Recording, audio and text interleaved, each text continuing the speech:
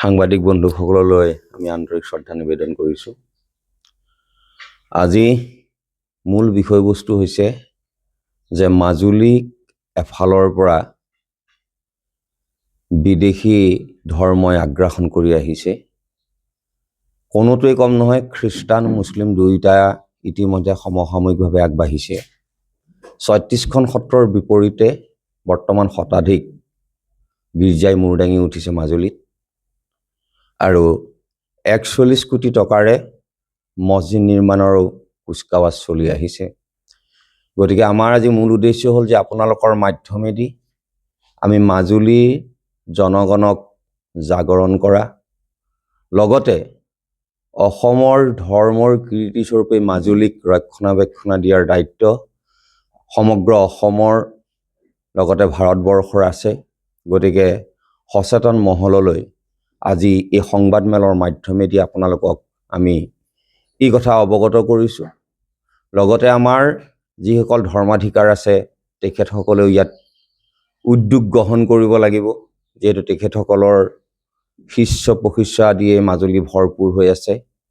মাজুলী শংকৰদেৱ মাধৱদেৱৰ মিলন ক্ষেত্ৰ, ইয়াত সত্ৰ সংস্কৃতি এক উল্লেখনীয় দৃষ্টান্তমূলক যি সংস্কৃতি আছে, এই সংস্কৃতি অসমৰ বাহিৰত দেখিবলৈ পোৱা নাযায়।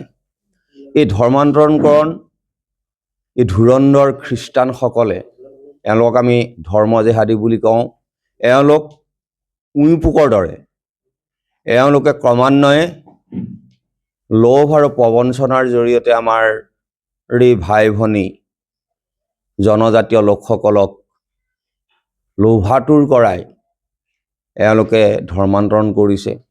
প্ৰথমে তেওঁলোকে শিক্ষাৰ পোহাৰ বিলাবলৈ বুলি কয়, কিন্তু শিক্ষাৰ পোহৰৰ ভিতৰত তেওঁলোকৰ মূল উদ্দেশ্য হ'ল যে তেওঁলোকক খ্ৰীষ্টানলৈ ধৰ্মান্তৰণ কৰা, যাৰ ফলশ্ৰুতিত যিসকলে খ্ৰীষ্টান ধৰ্ম গ্ৰহণ কৰিছে তেওঁলোকৰ জীয়ৰী বোৱাৰীয়ে তেওঁলোকৰ শিৰৰ সেন্দুৰ কপালৰ ওপৰত মোহাৰি পেলাব লগা হয়, যিটো অসমীয়া সমাজৰ সনাতন ধৰ্ম সংস্কৃতিৰ আটাইতকৈ মংগল প্ৰতীক। এই মংগল প্ৰতীকটো মোহাৰি পেলোৱা হয় মহিলাসকলৰ কপালৰ পৰা।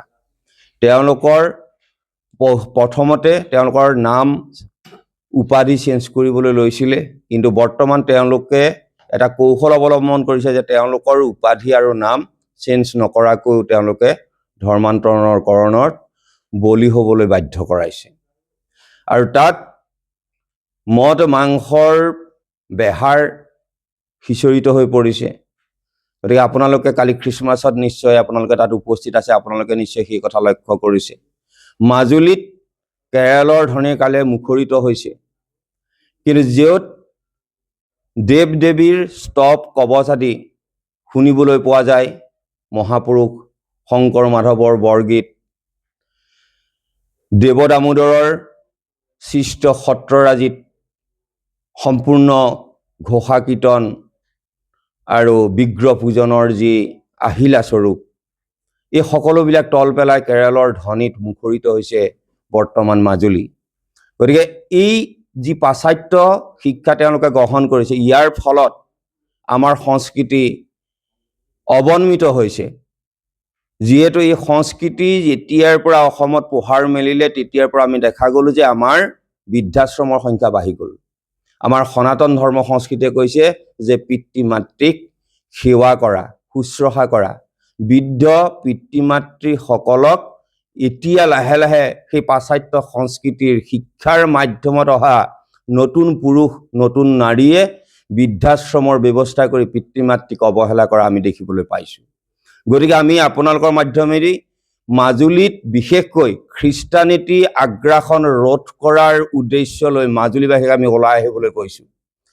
এইকাৰণে ওলাই আহিবলৈ কোৱা হৈছে যে যেতিয়া গণজাগৰণ হ'ব, ইয়াত চৰকাৰ বা প্ৰশাসনে আমাক কোনেও বাধা দিব নোৱাৰে, চৰকাৰ আৰু প্ৰশাসনে আমাক সুৰক্ষা প্ৰদানো কৰিব নোৱাৰে। তেওঁলোকে ধৰ্মান্তৰণ ৰোধ কৰিব নোৱাৰে যেতিয়ালৈকে সংবিধান সংশোধন নহয়, যেতিয়ালৈকে ধৰ্ম নিৰপেক্ষ শব্দ সংবিধানৰ পৰা আঁতৰ কৰাব নোৱাৰিব, তেতিয়ালৈকে তেওঁলোকে চৰকাৰে ইয়াত আমাক ফলপ্ৰসূ আঁচনি গ্ৰহণ নকৰে বুলি আমাৰ বিশ্বাস।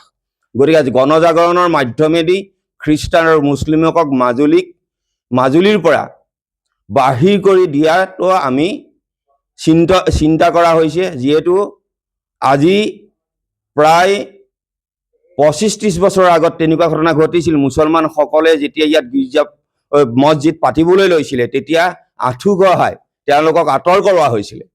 সেই ব্যক্তিসকলৰ যি আদৰ্শ আমি পাইছিলোঁ, আমি সনাতন ধৰ্মত অনুপ্ৰাণিত হৈছিলোঁ আৰু মাজুলীক সুৰক্ষা প্ৰদানৰ সংকল্প গ্ৰহণ কৰিছিলোঁ। গতিকে আমি এই সংকল্পৰ মাধ্যমেদি যাতে খ্ৰীষ্টান আৰু মুছলিমক আঁতৰ কৰিব পাৰোঁ, এই আজি সংবাদমেলৰ মূল উদ্দেশ্য আছিল। আপোনালোকে যদি কিবা সুধিব লগা আছে আপোনালোকে সুধিব পাৰে। আমাৰ